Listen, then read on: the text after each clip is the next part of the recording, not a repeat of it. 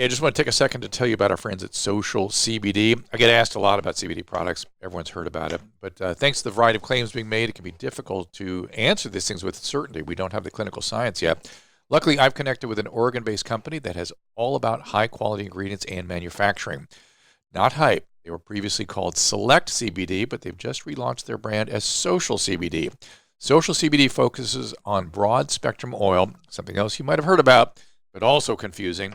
So let me tell you about that. Hemp has over 60 non-psychoactive cannabinoids. CBD is one of them. Broad-spectrum oil goes beyond CBD isolates and contains additional active compounds that work together to create what's known as the entourage effect.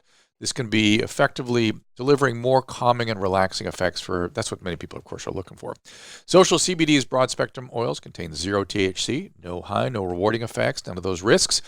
They are available as great-tasting tinctures and flavors like vanilla mint, pomegranate tea, Meyer lemon. Simply drop it under your tongue for maximum effect. Social CBD products available in a range of formulations, each of which is clearly described so you can make an informed decision without all the promises that appear to be, and often are, too good to be true. To learn more, go to drdrew.com/socialcbd. That's my website, drdrew.com/SOCIALCBD. For a limited time, you save 20% at checkout with the code DRDREW. Check it out. Next up, I want to tell you about our friends at GainsWave. I have to touch on a subject that gets kind of negative press, which is erectile dysfunction. It's just a basic biology. But some of the companies, the way they offer ED solutions, they talk about it in such a way that people are left ashamed or embarrassed. The fact is, as many as 30 million males are affected by some form of erectile dysfunction. 60% at 60, 50% at 50, 40% at 40, the way we think about it. It's biological. It's beyond their control. It's not psychological. And what's more devastating is that every case of erectile dysfunction really affects two people, the man and the partner, and that can affect the relationships. It can be quite damaging. And we all know about the pharmaceutical agents that are out there. They've been helping men for over 20 years. But sometimes these treatments are inadequate or give temporary solutions, or maybe people don't want to take the medication or the side effects. That is where GainsWave may be a great option. GainsWave is a breakthrough shockwave-based treatment that addresses what may be at the root cause of erectile dysfunction, namely a buildup of arterial microplaque in the arteries to the penis. This buildup can impede the flow necessary for proper functioning.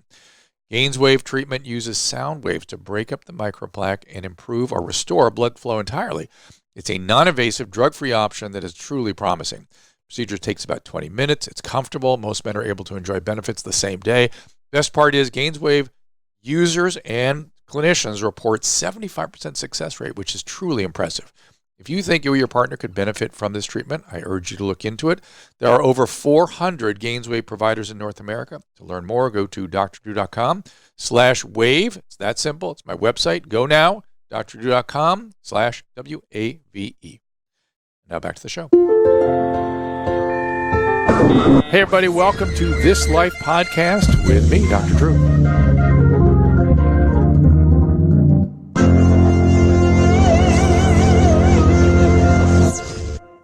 That is right. Welcome, everybody. Welcome our Facebook audience, too. Give us the comments there on Facebook. I will try to occasionally click over to Facebook and address those questions as they come up. Give us a little chance to chat first, so don't start throwing those questions up there too quickly. And remind everybody, support the people that support the pod. We are able to do this because of the people that support us, and we select them very carefully, and we stand behind them. Go to drdrew.com for all the other family of pods out there. Don't forget Dr. Drew After Dark. People dig that. That's also a YouTube show on the Your Mom's House platform. Very different podcast than this one. You kind of have to see it to believe it, but it's entertaining.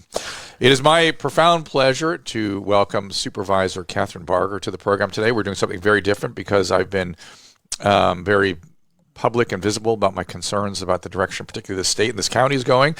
And so why not bring an LA County Board of Supervisor representative in here, Kathryn Barger. Thank you so much for being here. Thank you, and thank you, Drew, for taking this cause up. You've been an incredible spokesperson as it relates to highlighting the problem. To me, it's just, I'm just a clinician. I see what I see, and once you see it, you can't unsee it, and you have to, you're sort of morally obliged to do something, but we'll let you know what we're talking about here as we go along here. You can follow Kathryn. Her Twitter handle is Kathryn with a Kryn Barger, Barger, Supervisor Kathryn Barger on Instagram. And Does the LA County Board of Supervisor have a website or anything we should send people to? Well, I have a website. Okay. You can just go to the Board of Supervisors, click on my webpage, bos.org. So Kathryn serves the county's largest supervisor district, 2,800 square miles, 22 cities, 70 unincorporated areas in the San Gabriel, San Fernando, Crescenta, La Crescenta, I guess, or Crescenta Valley, La Crescenta. Santa Clarita, and La Brea. This is a huge territory. For those of you who are not in Southern California, the way Los Angeles is, it's almost mind-boggling the way it's stretched over thousands of square miles. I have the largest, but we all represent about 2 million people because there's about a little over 10 million living in LA County. Why in the world did you do this? Why do this to your life? What a burden. No, I mean, this is my passion. I started as an intern working for the prior supervisor, and then I started. How did that happen? I grew up in the area, and we were required to have jobs during the summer. And so, who required your parents? Yeah, very much. I mean, we were required. My first job was working flipping hamburgers, but while I was in college, where? Burger King, which really was not flipping. You put them on a conveyor belt, right? But still, it sounds good. And so, while I was in college, went to school back east in Ohio. Came back. I know where you went to college. Where'd you go? I went to Ohio Wesleyan. Oh, Delaware, Ohio. Yeah, small liberal arts school. Yes, very fine. Started to intern for the supervisor for 2 summers, and then lived in D.C., private sector, didn't go into politics when I graduated. And when he heard I came back to California, he offered me a job in his office. Oh, wow. Handling children's services, welfare, mental health, and health. And in LA County, that's 2/3 of our budget. And that makes sense why now you are focused on leading our way through this mental health crisis, because you've seen it from the ground up. When you first got involved in child services and mental health, what were your kind of instincts? What did you think? Did you think, oh my God, what a mess? Or, oh, we can really do something here? As you got into it, how did you react to it? Because as I will just share with you, just to sort of set the soil for you, I started working in Los Encinas Hospital, which is under your district also, 1985, and it was all sort of mysterious and astonishing to me. I didn't really know how to read it. I didn't know what it was, which is why I know how people are mystified by what they're seeing in the streets now, because I was one of the ignorant people, got educated, now I see it. The average person has no way to know what a mental ill person is. They don't look different. They don't have rashes. They don't behave different until they're way on in their disease. And the kinds of treatments and things that were going on and the landscape of treatment to me was troubling back in the 80s. Now it's mortifying. But back then I was like, oh, is this the right way to do this? But what did you think back then? Well, I mean, obviously it's always been a struggle on hospital beds and finding a place to place individuals who are in crisis. But what made it worse is, and you know, people always say Ronald Reagan actually started with Kennedy, and the thought was that you deinstitutionalize and you build a community-based programs. Right. And we never took it that far. Right. So you had people that were, to your point, displaying mental illness, which got worse and worse and worse progressively, and there was no place to put them. All right, I'm gonna speak directly to the audience. Caleb, am I looking right down the barrel here? Because I need them to understand this. Go read a book called American Psychosis. It chronicles exactly the history that Supervisor Barger is talking about, which is that it actually goes back to the 40s when a guy named Robert Felix, who was trained, give me a minute to give him a little history. Yeah, no, I love it. He was trained at the Lexington, Kentucky opiate farm. The federal government maintained a research center because of the opiate epidemic of the early 20th and late 19th century.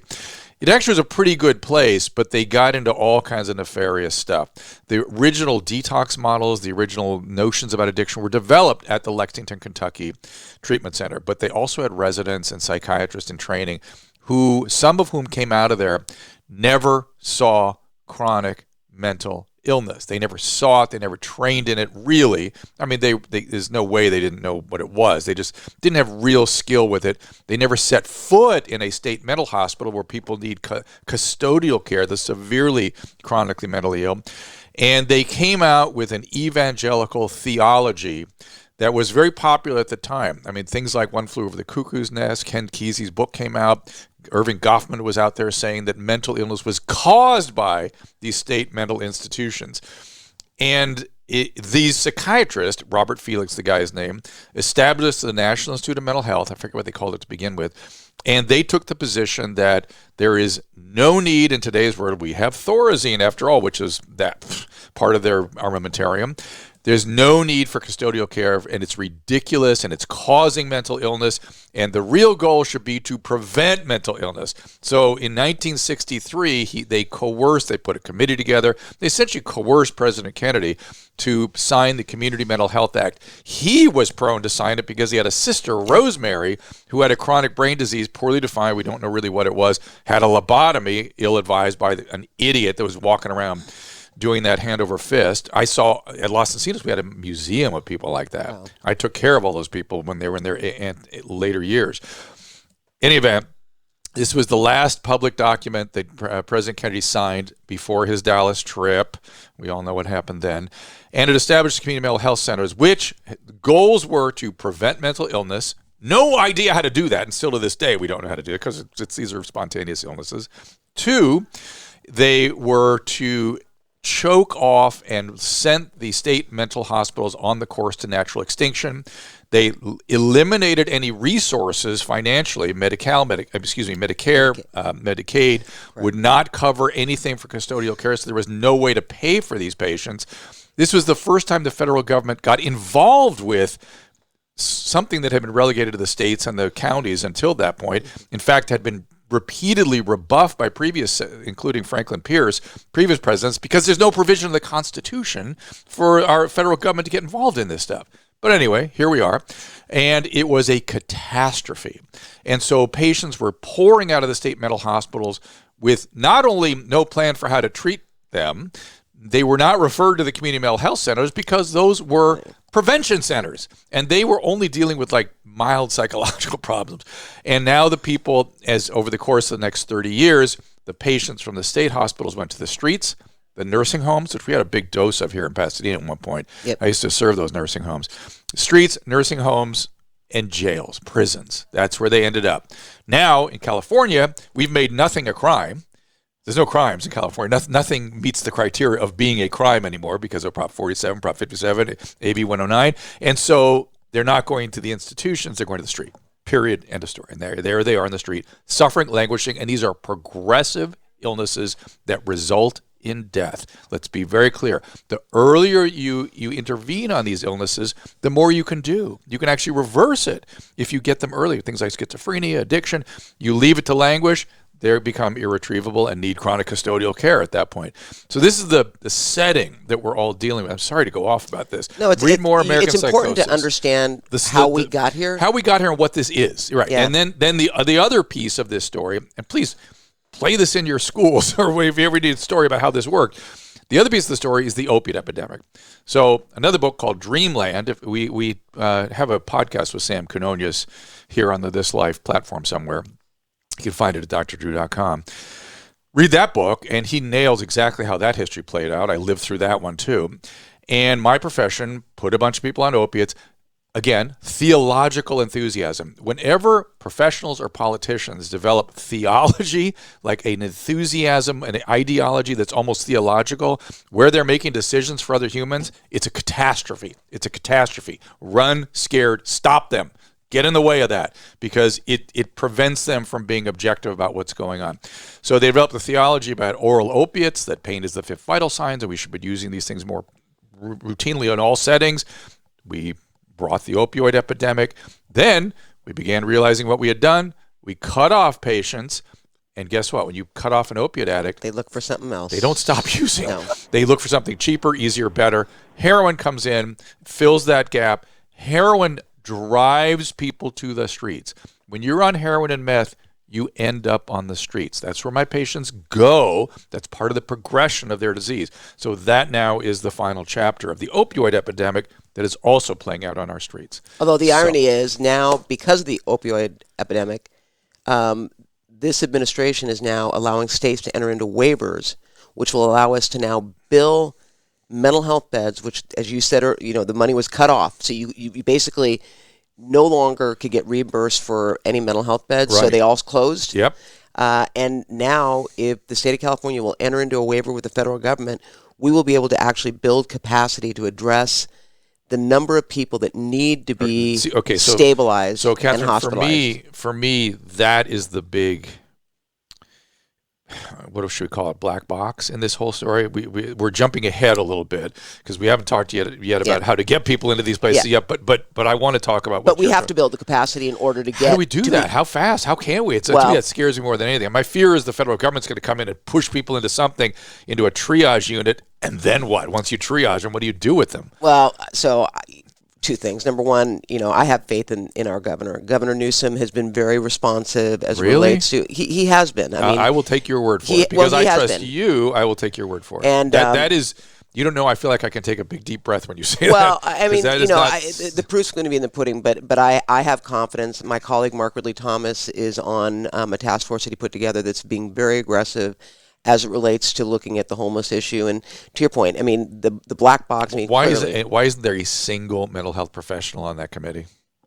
There's not. There is not. Mm-mm. Well, our director of mental health, Dr. Jonathan Sharon, is a psychiatrist and is very well known. Mark? Oh, absolutely. Okay, good. And he came from the VA. Okay, good. So he really, no, that's all I care about. Yeah, he will. But I did not know that there was not a mental health professional only on politicians, there. Which is, Well, I'm glad Mark's there. Good news. Good news. I'm glad Dr. Sharon. I have to say that while Mark is a politician, he's a leader on this, and I'm very proud to stand with him.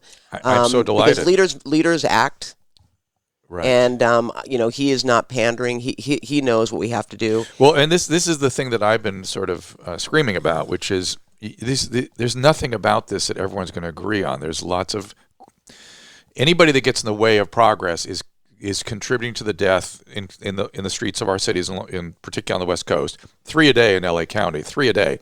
You're murderers. You're murdering if you get in the way of progress in terms of helping these people. You're a murderer. So you don't need to be listened to. You should be stepped aside. You're a murderer. We don't listen to murderers. I'm sorry. If you want to be part of the solution, fine. But if you want to get in the way of being able to help people who are dying in our streets, you're a murderer. And the numbers going up. We are going to surpass last year's count in deaths in deaths on the street for homeless people that are dying, and it is people of color that are disproportionately impacted. Oh, well, that's a bigger conversation I want to have with you. But I think it's important because whatever the policies are, they look racist to me because I see a lot of people of color. I think that's important because that's what's called out to me. I agree. Completely agree. We have a friend and someone directly from the neighborhood in Venice Venice has become ground zero for a lot of the trouble out there. Rick Swinger. Rick, are you there? Okay. 1 second, Rick. To Kathryn Barger. There you are. Hey, Rick. How are you, man? Oh. Can you hear me? Oh, I'm terrific. How are you, Dr. Drew? Good, and thanks for calling us. I know you're in Mexico right now on vacation, but you felt this was important enough to call I'm in the middle of my vacation, yes, but it's so important to talk that I'm breaking away from my aerobics in this pool to talk to you, and especially to Kathryn Barger. And I'd like to say something right off the bat, if I may. In the spirit of John Muir, Ansel Adams, Jacques Cousteau, and Steve Irwin, I want to personally and publicly thank Kathryn Barger, Janice Hahn, and Mark Thomas for taking the Martin versus City of Boise Circuit Ninth District ruling to the Supreme Court. Yes. Thank you for that county motion. We owe you. Major deal. And anyone who interferes with that, again, murderers, step aside. But go ahead. So, Rick, what are you seeing in Venice now? What's happening? Well, I'm not in Venice. Like I said, I'm in the Bay of Banderas, and there's no pollution here at the storm drains. They just had a major storm here, and I went down there, and they have turtle nesting sites here right by storm drains. They've got the pollution. You asked me where the environmentalists are. Well, they must be in Puerto Vallarta, and we need some of them over there because I tell you, the pollution and the drugs is all going down our storm drains and polluting our beach and threatening our children. So Rick, you were one of the first. I noticed you online were one of the first people to start shining a light on the rat issue, which has been a grave concern to me because it's obviously the vector of disease. We have typhus in this part in your district. Typhus is endemic. It sure is.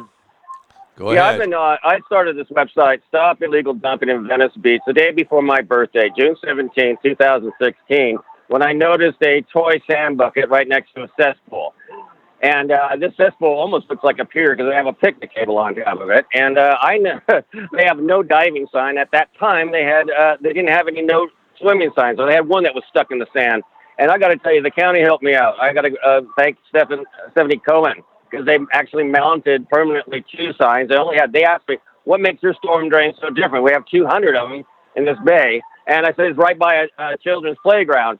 And he said, okay, we can give you 2. Where do you want them, Rick? I said, well, one facing the playground north and one facing the south. Do north and south, and we'll try to figure out how to get more. And that was it. Now we're working on rat-proof trash cans. Now, she's the county, and we're trying to get the county to give the city information. Now, this is what's strange. Mike Bonin has these $6,000 solar panel rat-proof trash cans by his house on Venice Boulevard in Boise.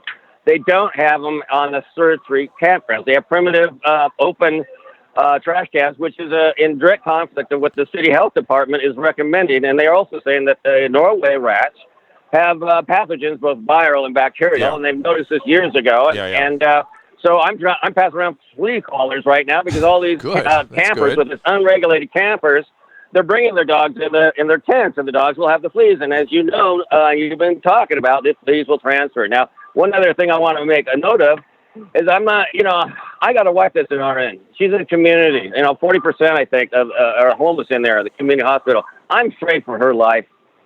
I'm afraid of these contagious diseases you've been talking about, Dr. Drew, because it's right on my doorstep. I mean, right on my doorstep, people, young kids are exhausted. They should be playing in the beach riding bicycles, but no, they are laying themselves down at our doorsteps. I got pictures of it. It's all on my site. What's your site, Rick? We'll send people over. We'll send people over to your site so you can get back to your water aerobics. What is your site? Yeah, it's Stop Illegal Dumping in Venice Beach, and that's a Facebook site. Okay, and all right, and I just want to again thank you, Kathryn Barger. You have done so much. You have no idea what help. You actually released the pressure cooker. I know, Rick. I feel the same way. That's why I brought Kathryn in, because literally I feel like I can.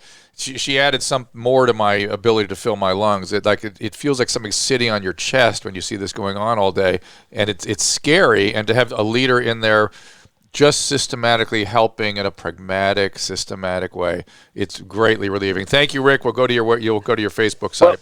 Well, before he I'm goes, going back to my aerobics class. Hold on. Wait. Before he goes, we have a video that his neighbor took of some violence that was occurring right below his balcony. Okay. And just so people can kind of see what. That's my neighbors. Yeah, your neighbor. So where did we see that? Caleb's going to play. Behind us? Yeah, I guess. Yeah, we're going to see. I hear it. It's an ongoing thing. It's nothing unusual. Hello? I can't see Hello? it. You see it? Okay. Okay, I'm off air. Am I off air? Yeah, Rick, we'll see you. Okay, you guys have a good one. You're an environmentalist. So, increasing violence against homeless, by homeless, just more violence on our streets is really deeply concerning. It's not they're the object of the violence, and they're the perpetrators. Well, when we talk about the homeless that are dying on the street in the corner, keeping the count, a lot of that is crimes against the homeless. I mean, it's not like they don't wake up. Many of them are murdered. Yeah, there is increasing violence, and of course, these are not. To pretend this is a static situation is one of the things that troubles me so deeply. These are progressive circumstances. And when I originally woke up to this was when this house was overrun by rats, and I thought, it's got to be the homeless, and I followed the trail. Lo and behold, it was.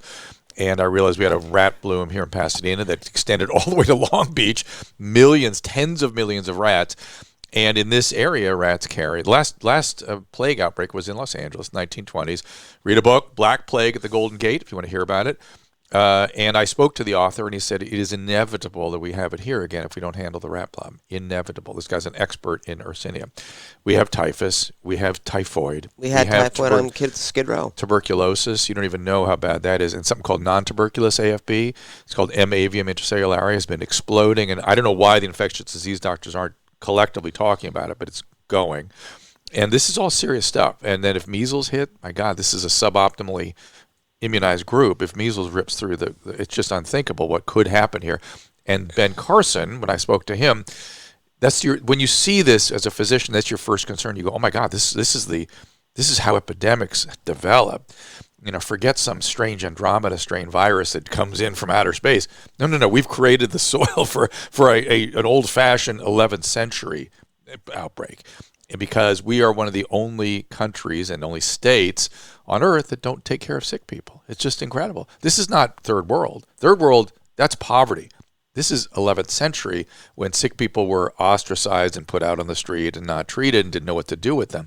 Try a little bloodletting, or try something, leeches, anything. But well, I mean, on Skid Row, you know it's bad, and contrary to what people think, I actually walk areas. I talk to the homeless. Yeah, me too. You know it's bad when you walk down in Skid Row, and rats, which usually scurry away when they see someone, are not afraid of humans, and they are large, and they are living amongst the homeless down there. And within the homeless population down there, you've got predators, you've got gangs that have taken over corners. Oh yeah, that's the other problem. That at the beginning of the month, when the individuals get their financial aid from the county welfare, they are taking that money from those individuals in exchange for drugs. It is horrible what is going on down there, and it is a third world country. No, and absolutely it's disgusting. 11th third world. That's an insult to third world. This is 12th century stuff. Yeah, it really very disheartening to me. But that's I think why I have such a passion as it relates to, first of all, finding out the root cause. And to your point, I do believe Prop 47. Decriminalizing drug use is a problem. AB 109, which early release from prison, and I'm all about redemption. I'm all about get out of jail, get a job, stay out of trouble. Of course. But we have set them up for failure because we don't provide the resources, and with the legalization of the drugs, it is just creating a spiral out of control. And to deny the fact that the drug problem on our street exists, my patients, when you tell them they can use, they're coming. If you can tell them they can use and traffic, they will show up, I assure you, and they are showing up. We have another call? Yeah. Okay. Before we go to the call, it's all that time already. I want to, I'm getting a lot of Facebook posts here, and I want to get to some of these. Ethan? Yes, he's been on the line for a while. Oh, Ethan. What's going on, Ethan? There's a little delay. Ethan? There you are. Hello. Hi there. What's happening? Hi, Dr. Drew and Supervisor Barger. How are you? Hi there, Ethan. I wanted, Dr. Barger to kind of take a more defensive approach to her ruling earlier this week, or her motion to overturn Martin versus Boise. And can she explain to me how this isn't criminalizing our unhoused neighbors? And at the same time, I also want to kind of push back on this point that it seems like the good doctor is trying to make, that every single person on our streets is has a mental illness. Ethan, this is not the case at all. Ethan, what's your hey, and hey, you know listen that. to me. What is your training in mental health? You know that. What is your training in mental health? It doesn't matter. I'm a community member. I talk to homeless people all the time. And if you don't know how to do a mental health interview, there's no way on earth you'd be able to detect the mental illness that's underlying what's wonderful people. And Ethan, it's impossible for you to be able to make that assessment. And Ethan, just for the record, I am not a doctor. I am not a doctor. Our community, and they're not. Oh wow! You really know how to facilitate a conversation. No, but let me just say something. Reality TV stars, don't you? Donald Trump and Dr. Hey, you Ethan, really love sort of the reality TV element. You put him on hold. Ethan. So Ethan, here's the deal. You are getting in the way of saving lives. If you get in the way, you are responsible for 3 deaths every day. 3 deaths every day. How high does the body count need to be before you make a change? How high? What's the body count need to be before you allow people to help these people that are languishing on the streets? You have no business saying anything about mental health or not mental health. You have zero training in that. Step aside. You are killing people with mental illness and addiction. I will not have it anymore. I will not have it. That is. I understand you want to help our community members. Then allow people to step in and help them. That's the bottom line. Bottom line. And I would say that, when I started out in the county, we run a rehab center that was just for alcohol and drugs. Mm-hmm. And what we found was when the people were in there for an extended period of time, they started to display mental illness. Of course. And so we know that there is dual diagnosis. So to Ethan, to your point, there are addicts out there that are masking their mental health issues. We're not saying that all individuals out on the street are mentally ill. No, it's not 100%. It's a vast majority. Right. And I want to clarify, we are filing an amicus supporting someone who lives in downtown LA who got fed up with what is going on, and pro bono is representing the city of Boise in asking to overturn the Ninth Circuit ruling. So nothing more than to be able to render care to these people. And so we are filing the amicus, and I'm proud of it. I've gotten overwhelming support and thanks, because right now we are criminalizing. When people say, I support criminalizing the homeless, we're doing it now.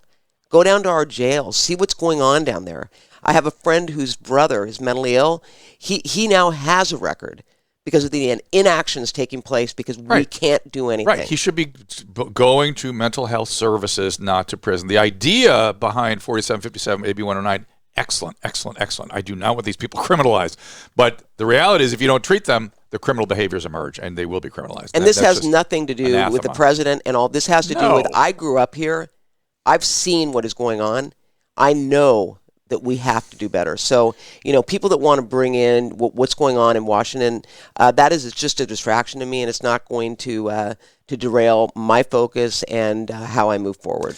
Somebody on Facebook is asking about Laura's Law. You know about that? Yeah, Laura's Law was created, and it was a voluntary where if someone was willing to get treatment, they would not be hospitalized. It's something that we're expanding on. It doesn't have as much teeth in terms of keeping people off the street, but it's clearly another tool in our toolbox. Right. It's something that when Sacramento was thinking that we needed to change the laws, was willing to do it on a volunteer basis, but it has to do with conservatorship and treatment, voluntary treatment versus hospitalization or jail. People who do not have training in addiction treatment or mental health, I'm sorry. As a community member, you have a role in terms of making sure your community members get treatment, that you decide where and what kind of services are available. Getting in the way of the treatment, no. I'm sorry. You might as well stand at an emergency room and not allow people to get surgery or any other emergency care. You're doing the same thing. I can't stand for it. It's not something I can allow. And by the way, Doctor, you're not alone. If you talk to people, they say the same thing. How can we as a society sit back and let this happen? And for me, mental health is the population that I focus on, because they're the most vulnerable on the streets, and they can't take care of themselves. And we have family members that approach us and say, please help. Please Oh, my God, help. Desperate for help. And again, this is nothing against or disparaging people on the streets. They are lovely. They are my patients. I've been serving them for 25 years, which is why I can't sit by and watch them die. I know what this is. They are lovely. You don't know what this is. There's no way without training you can evoke the symptomatologies that we know are underlying this brain condition. And fundamentally, a key piece of the brain disorders out on the streets is something called anosognosia, which is a sort of parietal temporal mechanism in our brain that allows us to have insight into the consequences of our choices and behaviors and the circumstances in which we live. When you have a stroke, if you have a big stroke on the right side of your brain, the left side of your body will go out and you won't notice it. That's called anosognosia. People will go, hey, your left side's not moving. Huh? What? Oh, anyway, that's anosognosia. That is what develops in addiction, bipolar, schizophrenia, and dementia. Strangely, in dementing illnesses, why don't you let your community members with demented illnesses wander around on the streets too? Would that be great? Would that be okay? No, you'd never do that. These are the same symptoms caused by a different set of illnesses. Same symptoms. You're not seeing it. I get that. We see it. We know what it is, and it's what we're fighting. It's where the resistance, the denial, and that's what you have to sort of get through to be able to evoke be able to diagnose what's going on. You have to get past all the anosognosia, which is up front. And again, their personalities are great. They're lovely people. There's nothing not social or personal about them, but there are brain mechanisms that drive people to the street that have treatment. And by the way, when they're treated, they're going to be pissed at you. They're pissed when they come back off the street. Who will let me languish like that out there? Well, and I would even say to the last caller who said, they go out and talk to the homeless. So do I. But talk to the homeless family members who are suffering watching their loved one refuse treatment, refuse to get off the street.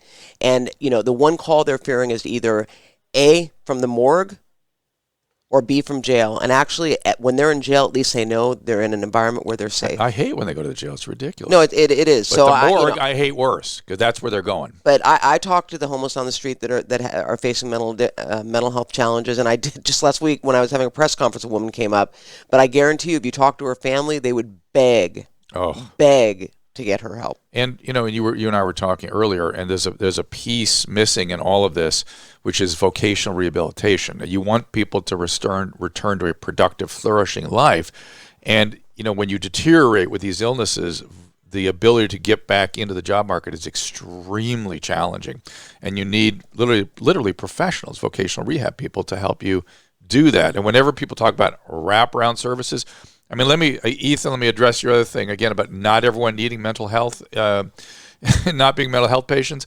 What is the one thing you hear about homeless people every time they talk about housing them? They need housing and supportive services, wraparound services. Well, wraparound services are what are provided in a psychiatric hospital. That defines mental illness. If you have your appendix out, you don't need wraparound services. If you break your hip, you don't need wraparound services. When you have any mental illness, you need wraparound services. A wraparound services, vocational rehab, psychiatrist, psychologist, chemical dependency counselor, social worker, that's wraparound services. And that's all we've ever done in psychiatric hospitals is give wraparound services. So when you say somebody has a need for wraparound services, you are defining that person as having some degree of mental health issues. That's it, period.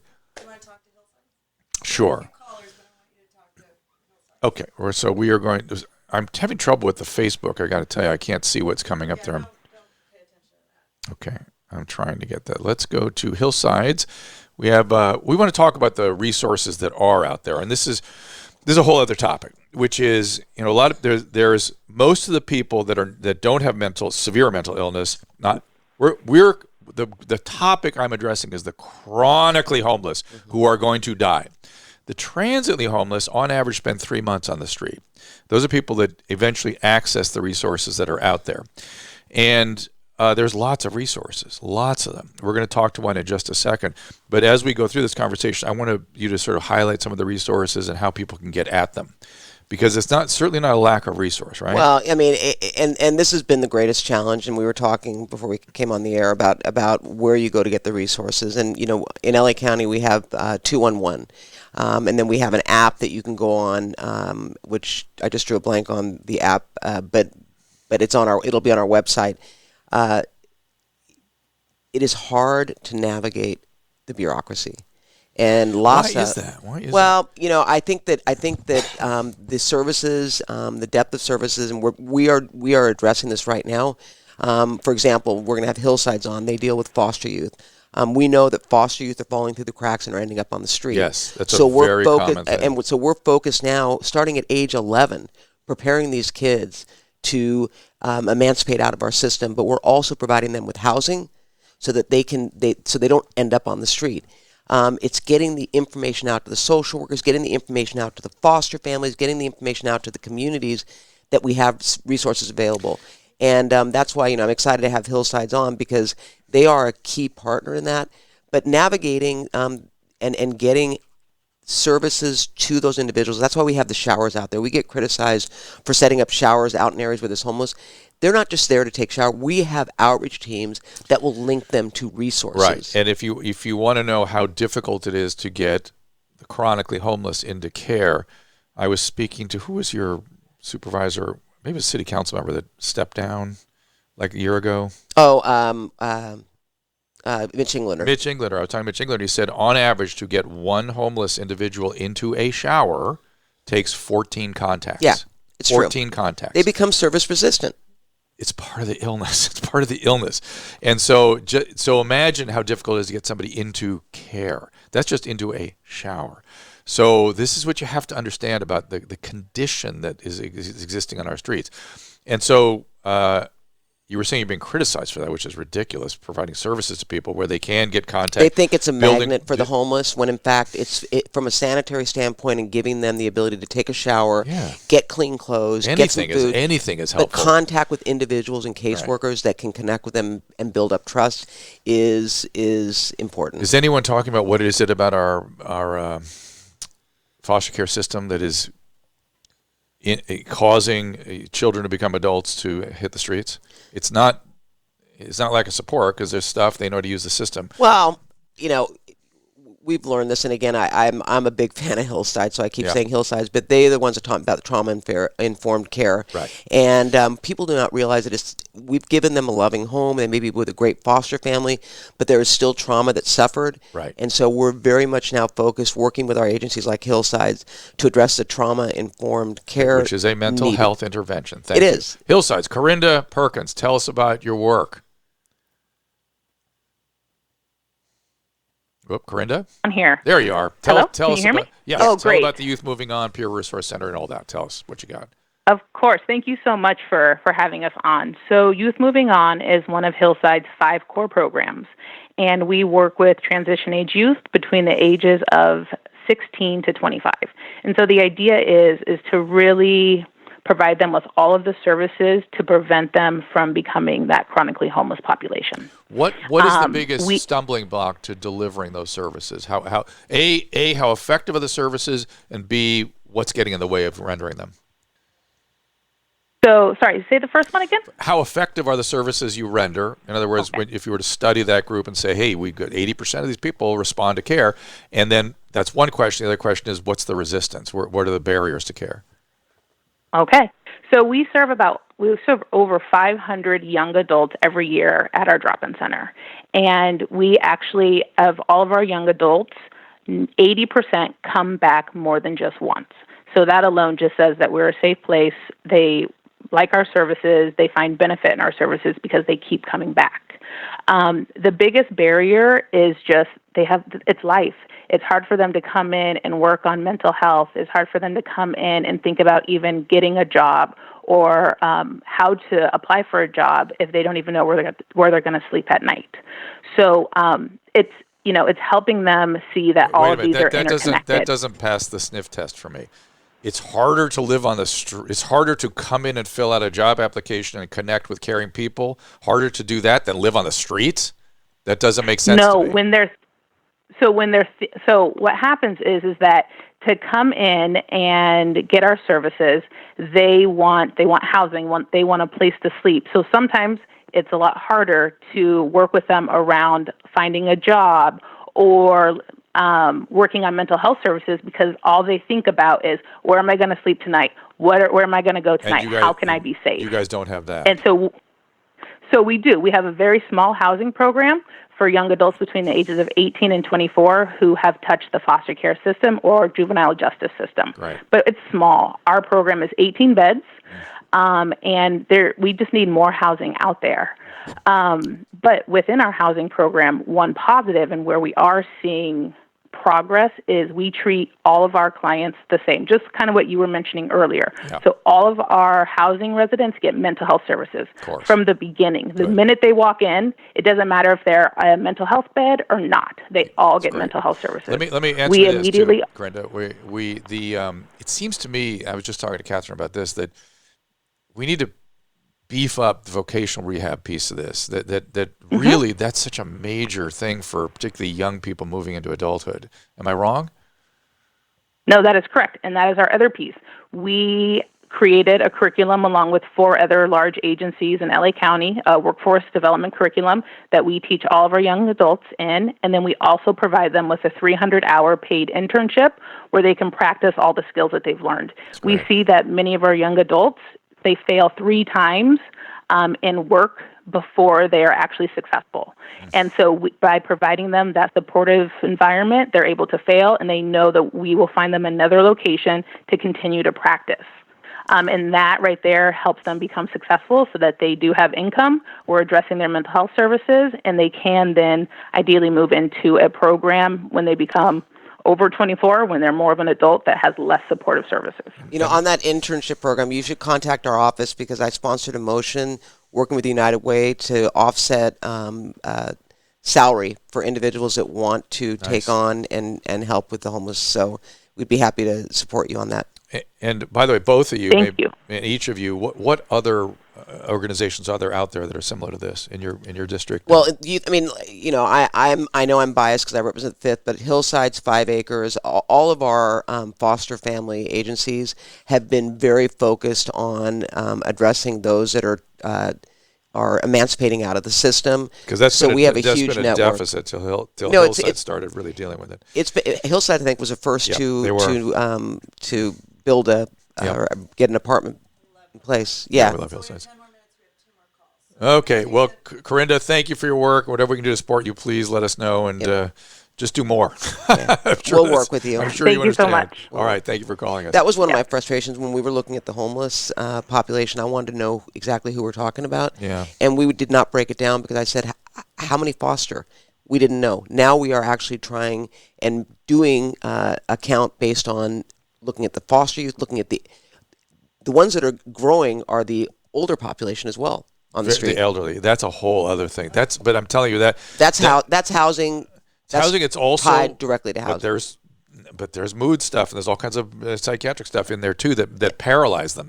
It's a double whammy, right? Yeah. And that's a whole interesting and different group, the elderly. It is, but I talk to people, and we won't get into this today, but rent control. The elderly are on a fixed income. A lot of them end up in the car. And when SSI goes up, it does not match what rent goes up. So we have an issue, and so rent control alone is not going to solve that. If you were not paralyzed by mental illness, you would move. You would go somewhere where you can afford to live. But when you're having difficulty and you start to fall into it, you ain't coming out. You understand what I'm saying? No, I understand what you're saying. And gone are the days where when you retire, your house is paid off. No, those days are gone, and so you've got a whole group that is actually not able to maintain that we need to start thinking about what kind, because just the way this youth group needs specialized services around trauma, this elderly group needs specialized services essentially around aging brains. Essentially, that's what that is, and their social stuff you're talking about. Yeah. All right, we got a call here from Northern California. I don't know the name. The next caller, Monique. Yes, how's it going, Dr. Drew? Hey there, what's going on? It's really hard to hear you. I don't know if it's difficult for you guys to hear me. We hear you. But I've been watching, and to Kathryn Barger, I appreciate you reading Dr. Drew's letter the other day. I agree with you full-heartedly. This is a very deep-seated issue of mental health issues with individuals who are homeless on the street. Up here in Northern California, we've been speaking legislatively for 2 years. My girlfriend Brenda and I, her daughter is homeless on the streets. Yesterday, she was on KRCR News and shared her story. She's terrified to share her story, but it's a story. It's a heartbreaking story, which is each individual story as to why they're homeless. I am hoping that we can get in and have conversations with people to try and figure out what it is they need. There are a ton of resources, but there's also a lot of hoops to get through. Yeah, well, we were just starting to talk about that. Thank you for bringing that up, because I feel ignorant on that issue. I feel like it's mysterious because so what happens to me is I'll meet a homeless person on the street and I'll go, I'm taking you. Here's Lhasa right here. I'm taking you in. No, well, that's not because of administrative hoops, or maybe they've encountered administrative hoops that they found very unpleasant in previous efforts. And what does that look like? What does that look like to the homeless person? Well, first of all, Monique, thank you. And I'm sorry that you and your girlfriend are going through this. But I have to say that what I'm finding with the homeless population is they do not want to go into emergency shelter because they've got belongings and they don't know where to place them. And it may look like junk to some, but it is their personal belongings. So we've been working. I mean, in Pasadena, we've got Union Station, which is an amazing homeless facility that allows people to store their goods outside. And the hurdles are there. I would argue the hurdles are more on the government side. And up in San Francisco, it's getting bad when your own Senator Weiner, sponsored legislation to expand conservatorships because he recognized that it's untenable the way it's going. So important. And the hurdles can be created by government, and I'm focused on addressing mental health laws to break it down. But if I'm homeless, I go to LASA or I go to. I mean, look, I worked with Andy Bales at Union Rescue Mission. He just goes, "Come in. We love you. We'll help you." That's it. They're in. Boom. Where is it? Where are these barriers that I keep hearing about? Well, the barriers are, once Andy gets them, for example, he built Hope Gardens up in Cagle Canyon for women and children who do not belong on Skid Row. Right. For sure. Period. And so, the challenge is finding a place that will accept and can house these individuals. And here in LA County, everyone's saying fix the problem. And then when you identify locations to try to build transitional housing, they won't let you. And I would tell you that they are already in your neighborhood and left to their own devices are far worse off than in a stable environment. Well, right. This is don't confuse what you're seeing on the streets with what you will see in a properly managed treatment center. And that's why we have to educate the public. Pasadena's Yeah. done a great job. Their homeless count is down. I know of a place up in Pasadena where homeless families are living, and you would not know that this facility is housing homeless families. It looks like any other. Hillsides looks like an apartment building. That Yeah. youth center, you would never know. So it's that about was a youth educating center. the public, and the public really has to be a part of the process. Yeah, and I'll tell you, it's so funny. Speaking of Pasadena, I have great respect for the mayor of Pasadena, and I've loved the city services and everything. I really have no quarrels with the city of Pasadena, but I got into it with the mayor with the same thing we got into Ethan about. He's like, what do you mean they're all mental health? They need a place to live and wraparound services. And I said, wraparound services is what you give to the mentally ill. So stop it. He goes, well, I'm not a doctor. Well, I am. That's the point. Next call, please. Next call.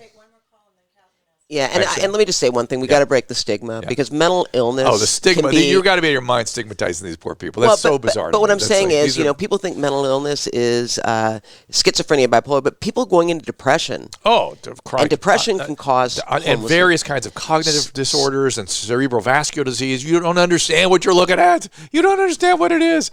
It's so protean what can happen to the brain. Your brain gets sick just the way your heart gets sick. Your elbow gets sick. Yep. And we're not treating it for some weird reason. And then we stigmatize the brain illnesses for reasons that defy logic. Right. Next caller. What's the name here? Ian. What's up, Ian? Oh, sorry. I thought it was still on mute. All right, you're good. What's up, Ian? How are y'all doing today? Great. What's happening?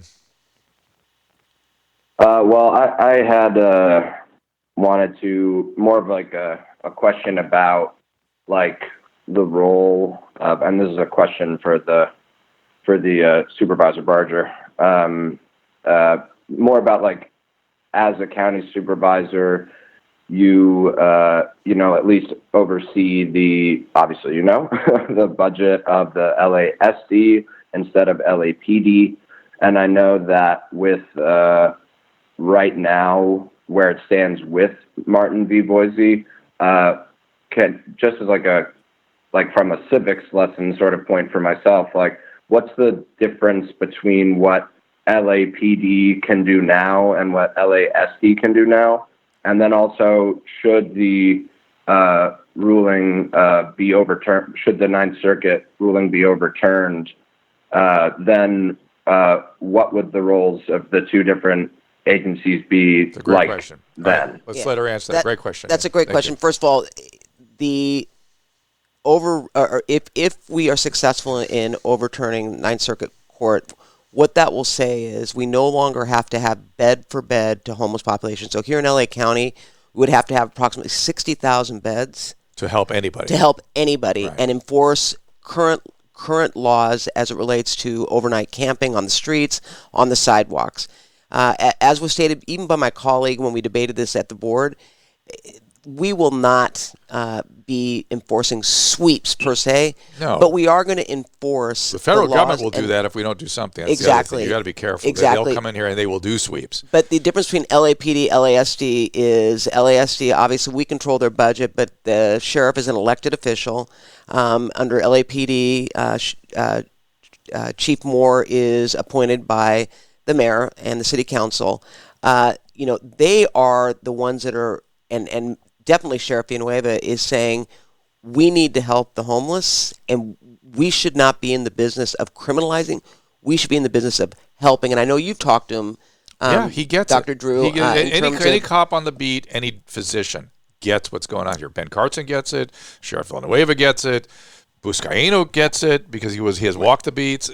You get it. There's no mystery about what we're doing and what should be done. And by the way, I understand that giving homeless people tickets is ridiculous. You are criminalizing them. So with the ability to at least start enforcing and not having a bed for bed in order to do that, it's going to allow us, call it the individuals that genuinely do want to get off the street, get them off the street. It'll give them an incentive to get off the street. For those that have mental health challenge, we're going to have to look to conservators. We're going to have to look to other things. Yeah. But the goal is not to criminalize individuals it's the opposite. at it's all. The opposite. I know, but I think that people think that this is a way for us to now say we're going to go in and do these sweeps, throw away their goods, which, by the way, will still be protected. They are still protected under the amendment. I'm a little concerned about what you were saying, though, about belongings, though, because if you're going to take a chronically psychotic individual's belongings as belongings, you have to have a hoarding expert talk to them. Because a schizophrenic will include their stool in their belongings. That's a routine kind of symptom. Okay. Urine in their belongings. Hang on a second, Ian. Hang on. And so if you can't touch their belongings and you don't have a hoarding interventionist take a look at things and help them sort through this, the way they would on a reality show, it's the same thing in real life. You're going to have stool in these. And I understand you, but the Ninth Circuit ruling is not going to impact that because this is about the Eighth Amendment. No, I'm just saying you got to have you got to address that clinical issue on the way into the facilities. Otherwise, you're going to have a infectious disease problem because that's the nature of these disorders. Just that's the reality of them. In any event. Kathryn, I know you have to go, and you've been very kind with your time, and I didn't get a chance to gush at the beginning with how grateful I am for your leadership, how you've just been making pragmatic, reasonable decisions on behalf of your constituency and on behalf of humans. It's all we need. We need people to help the citizens. That's it.